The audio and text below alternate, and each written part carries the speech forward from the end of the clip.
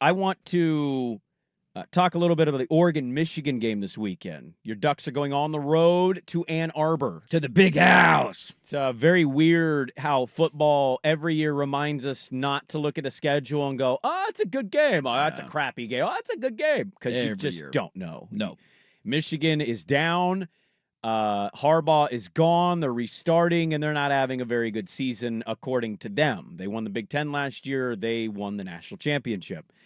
Oregon is going to Michigan, and I don't give Michigan much of a chance because of their offense. I don't think they have a quarterback. I think they're going to rotate those guys. I think when one guy comes in, it's fairly obvious what they're going to do. But if Michigan has a chance, it's going to be on one side of the football. And I actually think this is the interesting part of this game. I think Oregon going to Michigan, even if they end up winning by double digits, I think this is a great thing for your offense. I think if you want anything to take away from Oregon, Michigan, and we'll see what happens. Maybe Michigan will upset the Ducks this weekend, and I don't see it coming. I think it's going to be the playoff is just a few weeks out. It's not that far. We were looking at the schedule before the show today. Yeah, we're about 6 weeks away from the playoffs beginning. December's a weird month in our industry. A lot of people take a lot of days off in December, but now with the playoff, it changes that. At least for us, it does as a show. And so we're ramping up to that, and I'm just sitting here looking at college football, and I'm thinking Oregon could get really tested offensively this weekend. Michigan's got NFL dudes all over. Will Johnson may play, which I would argue for Oregon, you want him to play because you want to be tested as much as possible going into a playoff. Yeah. And so that's the angle for me. Oregon's offense against Michigan's defense, which has a bunch of really stout defensive linemen, good secondary players. It's been the strength of their team. It's hey, this gets you ready for the other elite programs that you aren't going to play in the regular season that you may see come playoff time. The irony in all of this, because you're not wrong, that is the only matchup that matters. And the whole idea of Oregon maybe losing this game, I just have a hard time wrapping my head around it because of how bad Michigan's offense is. They beat Michigan State last week 24-17. It was a back-and-forth game. Could have gone either way. You know how many total yards Michigan had in that game? Wasn't very good. 265. Yeet. 265. They are the bottom passing offense in the Big Ten, and there are a lot of bad offenses in the Big Ten. In total offense, I think they're third to last, maybe ahead of only UCLA and Northwestern. It's one of the worst offenses in the country. They can't score or move the ball on literally anybody, and Oregon's bringing a great defense to the table, in my mind, who maybe has Jordan Birch back this weekend. So they are third to last behind. Third to last. Ahead UCLA, Northwestern. And those are really bad football teams. So that's the hard part I have with even envisioning this game being an upset. If you tell me it's close and uncomfortable because of the Michigan defense, I guess I could see that in theory. The interesting part about that, though, behind the scenes when you dive into the numbers, is Michigan's defense, numbers-wise, isn't even that good. Well, how much of that? Yeah, I looked They're at this 11th in the Big Ten in total defense. Yep. Rush defense isn't terrible. Their pass defense has not been good at all this year. And when you look at their schedule, they did have the early game against Texas. Outside of that, how many elite offenses have they played? So I want to get to a cut from landing on it, but I think you're bringing up a good point because I looked at this too. And we know they have NFL guys. We talked to Matt Miller this week, and he was like, hey, when you go look at his mock for 2025, they got some good defensive linemen, and Will Johnson's a stud. They've got like 4 to 5 guys in the top 35 of his mock. One of them wasn't on the actual list, but he added it late.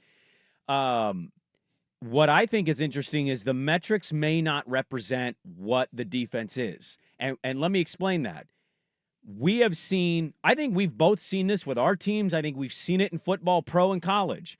How much a defense is impacted when the offense constantly sucks. You're not wrong at all. 3 and out, 3 and out, 3 and out. Yeah. Bro, we're gassed. Give us a break. Nope, 3 and out.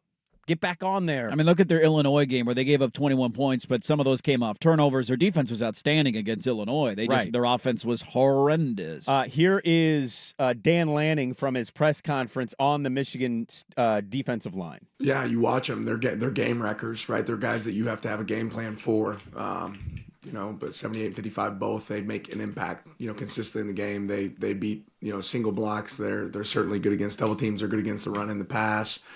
So they're guys that you have to spend time and effort for. And, anytime you have guys like that up front, it makes it easier to cover in the back end. What I would say to you, Dirt, is you might be right. That Michigan defense is kind of run-of-the-mill statistically. It could prove to be that on Saturday. We did big PP picks. I took Oregon to cover the number. This isn't about me basically saying they can't score or that's going to – I think it's just about taking on as many tests as you possibly can. Yeah. You don't want – like Illinois. This is a good example. I didn't really buy Illinois as a legit threat. I didn't buy Purdue whatsoever. I don't buy Michigan, but you want as many tests as you possibly can get. They've got Maryland looming. They're going to steam. They're going to win that game without having to try. Yeah, you won't learn anything about Oregon next week. Right. So, like, to me, it's just about being tested. I think you can make a real argument that in the SEC, which I think is the stronger conference, a lot of these teams we say are fringe playoff teams or playoff teams, they're getting tested every other week.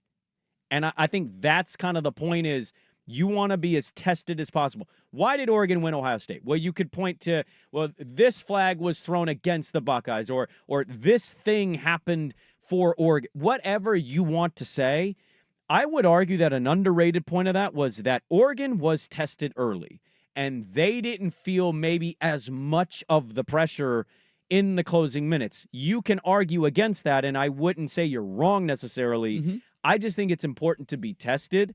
And so while the metrics may not be in Michigan's favor defensively, I think this is good for Oregon. If you're an Oregon fan and you're looking at potential playoff matchups, what are strengths of some of those teams? Well, Michigan's got a little bit of those strengths, and that's what you want to see your team go against. Yeah, and I think it's about just maintaining the momentum that you've built the last couple of weeks, the direction that you've gone, and how consistently that you have played. They haven't done anything to hurt themselves now in quite some time. Outside of Gabriel having kind of a funky or clunky turnover occasionally, he'll airmail a ball or he'll throw one into double coverage. It makes you kind of go, hey, what were you seeing there? But for the most part in games, he has been relatively consistent and playing at a very high level. There are times the last couple of weeks that it just feels like Oregon's almost on cruise control, just the way that they're playing. They're getting up big in the first half. They're kind of separating themselves. You're playing a lot of depth guys in the second half, and you're giving guys a breathers and being on pitch counts and all that. I'm with you on the overall challenge of the individual players that Michigan has, and I think it'll be a great test for some of these guys, and some of them even acknowledge it this week about this is great for NFL draft stock. They interviewed a couple of Oregon offensive linemen this week, and that's what they said. Like, this can tank or help your draft stock tremendously. The unique thing about Michigan is the overall numbers aren't great. I think it's going to be more about individual matchups. Like, I think Michigan has 3 or 4 elite players on that defense. They do. But they're not playing as a collective elite group, and so there's a difference there. But what you do get from time to time is one defensive lineman can make a play, slip a block, and make a tackle for loss, and now it's 3rd and 11 instead of 2nd and 5.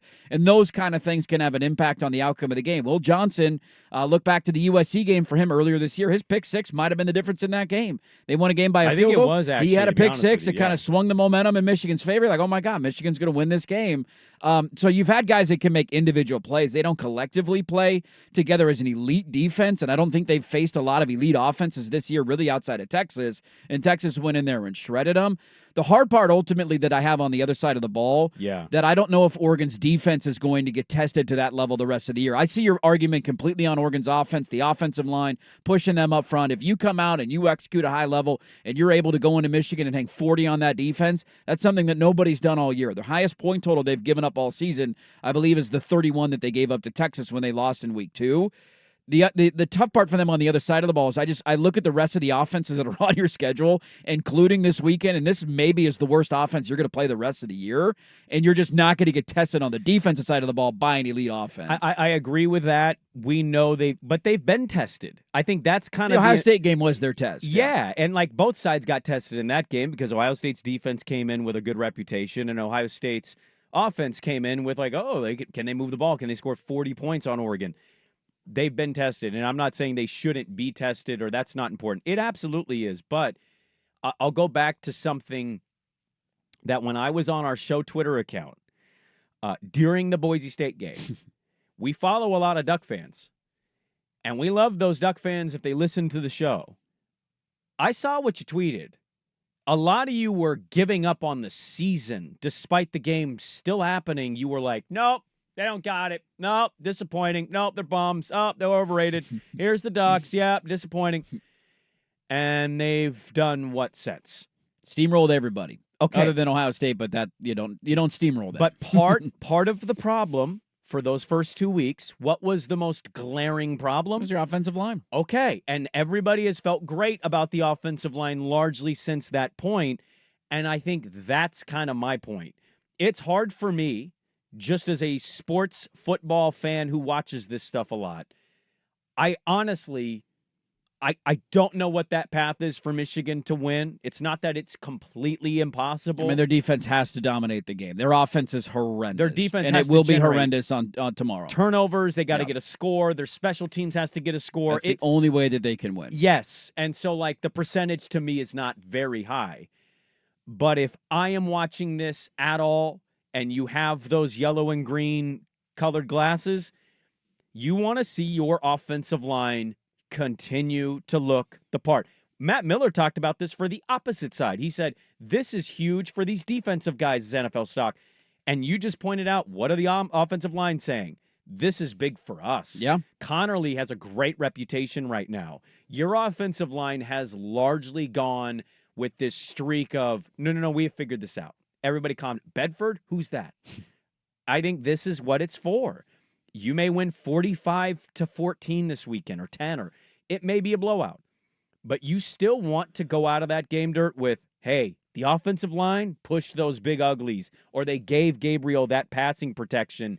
And that's kind of what you have to look for against some of these teams that most of us would agree they're a little down this year. Well, the other aspect, too, to keep in mind, I brought it up a little bit yesterday for those who don't follow the backup offensive line position very closely for Oregon. Dave Luley being back is a big deal. He was a guy that came into the year as somebody they thought had a chance to be a starting guard for them. He got hurt in training camp. He was part of the reason him being out was why the offensive line was so bad the first 2 weeks. They settled it when Strother come back, and the rest has kind of been history. Him being back and available and a part of the rotation potentially this weekend is massive because if somebody does go down, you needed another body there. And I don't know what the situation is on Bedford, to your original point. He's probably out for the year at this point. I've just kind of given up on that idea of him playing. Maybe he's back at some point, but Luley being back is a very big deal. I think the other part of this game, too, and not that other teams like Washington beat Michigan, for heaven's sakes, earlier this year, a couple weeks ago. Yeah. I think it's more so about for Oregon winning this game and looking impressive doing it. It's more just the symbolism of it. This is your first year in this conference. There are two teams that have dominated the Big Ten for God knows how long, and they are Michigan and Ohio State. Not a lot of conference champions outside of those two. You know, Wisconsin a random year, Michigan State a random year. It has largely been dominated by Michigan and Ohio State, especially as of late. And you coming in and beating Ohio State and then beating Michigan in the Big House, I'm not surprised that they're going to do it because Michigan, I don't think, is a very good football team this year, and their offense is horrendous. It's just about the message, I think, and the symbolism that it sends in recruiting primarily to say, look at that. These are your two big dogs, came in year one. Not a big deal at all. We're the new big dog of this conference. Grant, Graham, and Stewart, the three names for Michigan's defensive line that you need to pay attention to in case you're looking for one. We'll see how Oregon does against those big uglies up front in Ann Arbor.